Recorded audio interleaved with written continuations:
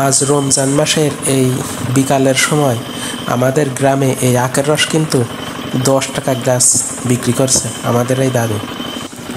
নিজের জমিতে এই আখ লাগাইছে, লাগানোর পরে নিজে কিন্তু এই ঝুড়ে বা সুন্দর করে সাইজ করে এই মেশিনে রস করে বিক্রি করেন এই রস।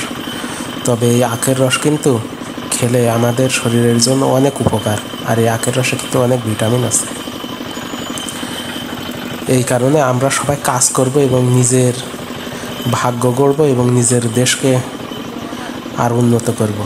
কেননা খাদ্য কিন্তু আমাদের দেশ, গ্রাম বা পরিবারের জন্য একটি মহামেরুদণ্ড।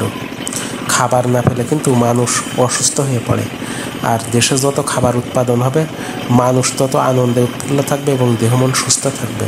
এই কারণে আমরা সবাই পরিশ্রম করব এবং খাদ্য উৎপাদন করব। আর এই খাদ্য যত আমরা প্রাকৃতিকভাবে উৎপাদন করতে পারবো তত কিন্তু ভালো। তবে এখন তো সার